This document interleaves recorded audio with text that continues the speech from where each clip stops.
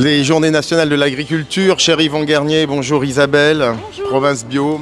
On a eu le plaisir de picorer tout un ensemble de fruits ce matin. On a parlé beaucoup d'agriculture, on a parlé du métier de grossiste. Isabelle, Province Bio, était au cœur de cela parce qu'en amont, il y a de la production. Et là, au cœur du mine, il faut faire de la sélection. Il faut chaque jour, finalement, faire plaisir à tous ces acheteurs qui viennent vous voir. C'est quoi être grossiste aujourd'hui lorsqu'on est au cœur du mine ?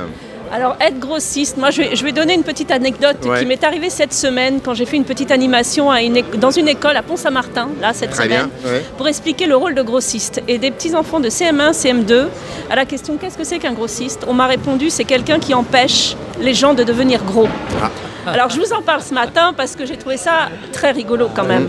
Alors c'est une réflexion d'enfant, mais et c'est là que c'est important d'être là et de parler de notre métier. Parce que finalement, on a parlé d'agriculture, on a parlé de gastronomie, mais il y a du lien à faire entre l'agriculture et ce qui arrive dans l'assiette. Et donc le grossiste, il est là. Et notre rôle, c'est d'acheter les meilleurs fruits possibles, les plus beaux fruits possibles. En ce qui nous concerne, il faut qu'ils soient bio, pour qu'ils arrivent dans les assiettes.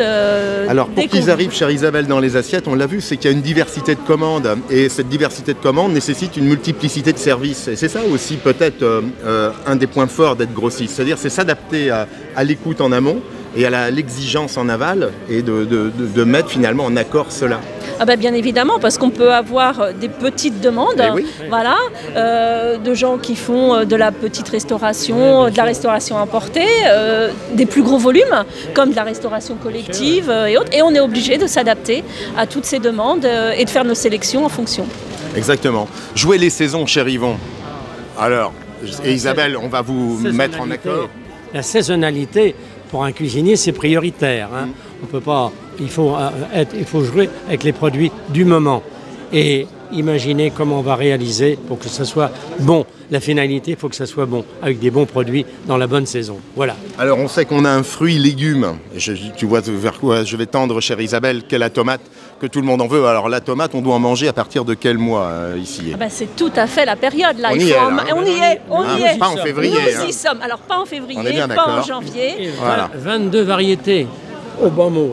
Je crois qu'il y a plus. Ça, c'est le minimum. Mais voilà, alors vous parliez de saisonnalité, c'est ce qui est important. Et il faut trouver, on parle du bon produit, mais c'est à la bonne récolte. Quand est-ce qu'il est récolté? Parce que l'agriculteur, il travaille avec tout son cœur et tout son amour, et il faut que ça se retrouve dans nos assiettes.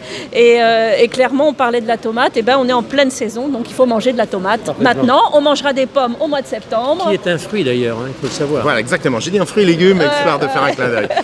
Merci Yvon, merci Isabelle. Eric, merci. Pendant ces journées nationales de l'agriculture, on va le dire, c'est les journées de la tomate également. La journée de la tomate. Faites-vous plaisir.